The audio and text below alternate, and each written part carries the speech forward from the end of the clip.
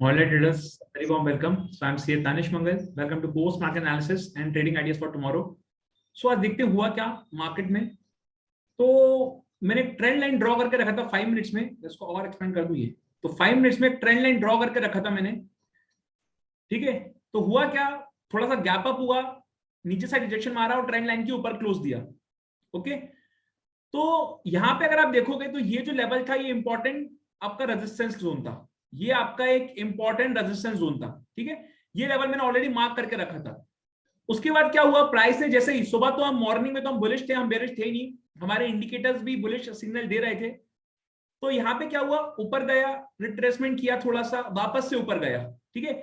Price ने exactly ये जो था, ये जो लेवल था 16,350 के आसपास, उसको टेस्ट किया और वापस से ऊपर से रिजेक्शन मारा। अब जो ये रिजेक्शन मारा तो इस कैंडल का जो हाई था ये बहुत इंपॉर्टेंट लेवल हो गया था, ठीक है। अगर ये लेवल टूटता तो बहुत ऊपर एक और मूव दे सकता था, पर हुआ क्या, यहां पे वापस से प्राइस नीचे आया, नीचे आने के बाद टेस्ट किया इसको, इस लेवल को टेस्ट किया और वापस से प्राइस, अगर आप देखोगे प्राइस जो था वो ऑलमोस्ट इक्वल हाई बनाने लगा। जैसे ये हाई बनाया, ये लो बनाया, ये हाई बनाया, ये लो बनाया और ऑलमोस्ट या इससे कम हाई बनाया। जैसे ये हायर हाई चल रहा था और ये लोअर हाई बनाना चालू कर दिया या इक्वल हाई बनाना चालू कर दिया।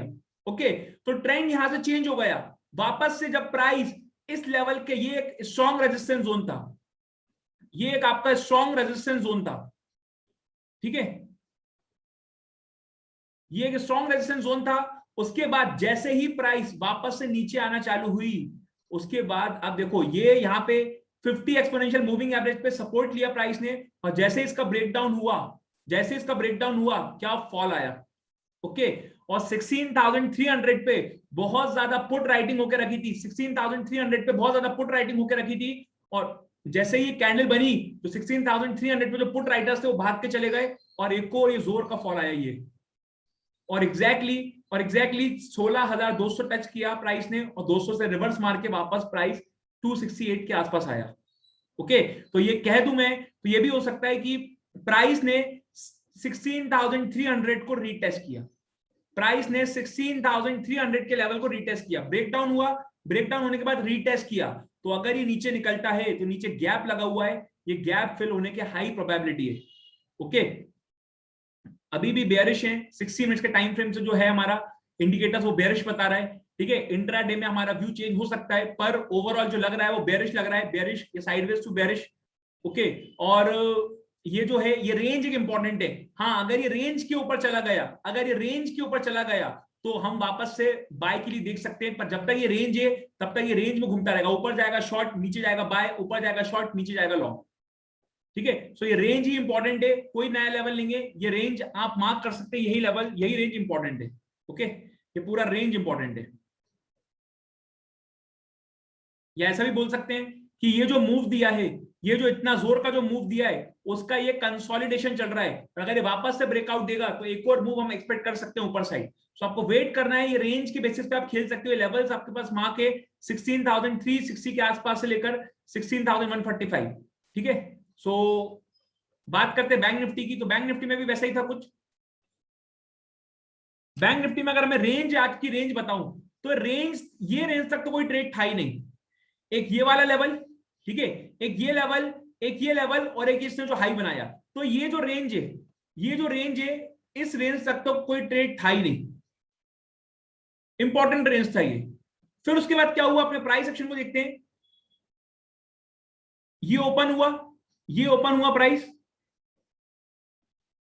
ओके, ये ओपन हुआ, ऊपर गया, ये गया, ऊपर गया, नीचे आया। अब इसको एक और ऊपर तोड़ना था, एक और बार ऊपर तोड़ना था, हायर हाइज हाई लोज बनाते ऊपर जाना था, पर ऊपर जाने के बाद नीचे आया, ऊपर जाने के बाद वापस से नीचे आया, सस्टेन नहीं कर पा रहा, ठीक है। और जैसे ही ये जो लेवल का ब्रेकडाउन मिला, ये जो लेवल का ब्रेकडाउन मिला, ये लेवल का, और उसके बाद देखो क्या फॉल आया।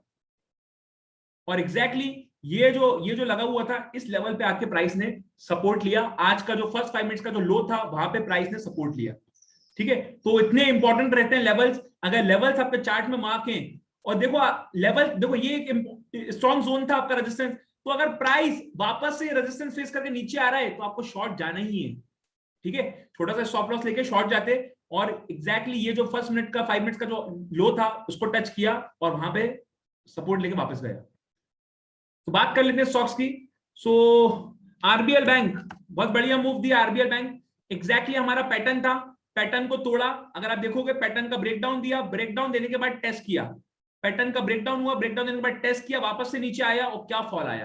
तो एकदम परफेक्ट रेट था ये, परफेक्ट रेट, लॉन्ग तो जा ही नहीं सकते थे इसमें, एकदम परफेक्ट रेट था शॉर्ट जाने के लिए। देन रेलिस्ट, एकदम ये भी परफेक्ट रेट, सारे लेवल्स मार्क थे अपने, आप देखो सारे लेवल्स मार्क थे, ठीक है। तो मेरे को लग रहा था अगर ये तोड़ेगा ऊपर साइड तो ऊपर मूव देगा, पर ये नीचे साइड तोड़ दिया, ब्रेकडाउन दे दिया, मार्केट भी बेयरिश था, ठीक है, ब्रेकडाउन दिया, उसके बाद देखो क्या हौले हौले जाके फिर 2 कैंडल ने काम खत्म कर दिया इसने। ये फर्स्ट 15 मिनट, ये वाली कैंडल 15 मिनट वाली और ये वाली कैंडल, तो क्या मूव दिया जोर का। सो ये भी बहुत बढ़िया नीचे मूव दिया। देन सनटेक, ये भी लेवल्स पे ही था, हमारे पूरे लेवल में था, ये बार बार सपोर्ट ले रहा है, सपोर्ट लेने के बाद प्राइस इस लेवल के अगर नीचे क्लोजिंग देता है तो देखो आप कितना हौले हौले जाके एकदम से नीचे गया और एग्जैक्टली इस लेवल पर प्राइस ने हमारा टारगेट हिट करवाया, ये लेवल तक, ठीक है। तो ये भी परफेक्ट रेट था, अपने लेवल्स के आसपास ही था।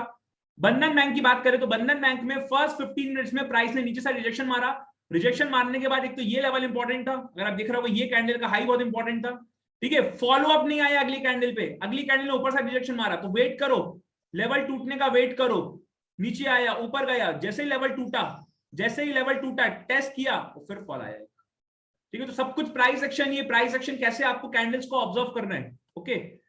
वोकार्ड फार्मा में भी यही हुआ कि अपना पहला 15 मिनट तो बहुत बढ़िया मूव दिया, ऊपर गया, पर ये जो स्ट्रॉन्ग रेजिस्टेंस लगा हुआ था, प्राइस ने इसके नीचे क्लोजिंग दी, अगली बार कैंडल बनाया, उसके बाद धीरे धीरे वो वापस से उसी रेंज में आ गया जहां पर उसने ब्रेकआउट दिया था, और वापस से उस रेंज आने के बाद एकदम ये जो ब्रेकडाउन दिया उसके बाद क्या फॉल आया, ठीक है। तो ये भी एक परफेक्ट ट्रेड था अपना, ये जैसे ब्रेकडाउन के नीचे आया 50 एक्सपोनेंशियल मूवमेंट को तोड़ा, ठीक है, छोटा सा स्कैल्पिंग कर सकते थे या फिर इस लेवल के बाद भी छोटा सा स्कैल्पिंग कर सकते थे, अकॉर्डिंगली छोटे टाइम फ्रेम पे और बढ़िया इसमें कैंडल दिखती है आप लोगों को। ओके, सो बात करते हैं कल कौन कौन से स्टॉक आपको ट्रैक करने, तो जीएसपीएल एक ट्रैक कर सकते हो आप, ये अभी भी एक रेजिस्टेंस फेस कर रहा है ट्रेंड लाइन का, ठीक है। तो अगर ये ब्रेकआउट देके ऊपर निकलता है तो हम ऊपर के लेवल देख सकते हैं, और अगर रेजिस्टेंस लेके नीचे आता है तो हम नीचे वाले लेवल देख सकते हैं, तो उसको आप ट्रैक कर सकते हो।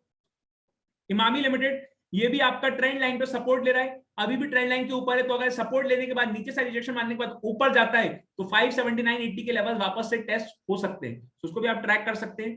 देन नेक्स्ट स्टॉक आपका प्रेस्टीज, प्रेस्टीज भी अगर मैं बात करूं तो चैनल में ट्रेड कर रहा है, आपको वेट करना है ब्रेकआउट या ब्रेकडाउन का। फर्स्ट ब्रेकडाउन हुआ था, फॉल्स ब्रेकडाउन था, अगर अब ब्रेकडाउन होता है तो एक जोर का नीचे साइड मूव एक्सपेक्ट कर सकते हैं, अगर ब्रेकआउट होता है तो 371 के आसपास के लेवल्स हम देख सकते हैं। देन नेक्स्ट स्टॉक है आपका क्रॉम्पटन ग्रीव्स, सो क्रॉम्पटन ग्रीव्स भी एक रेंज में ट्रेड कर रहा है, ठीक है। तो ये रेंज का आपको वेट करना है ब्रेकआउट या ब्रेकडाउन होने का, ये रेंज एक इंपॉर्टेंट रेंज है, ठीक है। तो इसको भी आप ट्रैक कर सकते हो, अपनी वॉच लिस्ट में रख सकते हो, ठीक है। तो 4 स्टॉक कल के लिए, Crompton, Prestige, Emami limited and GSPL. So I hope video आपको पसंद आ रहा होगा, वीडियो पसंद आ रहा तो लाइक करिए, चैनल को सब्सक्राइब करिए, थैंक यू सो मच।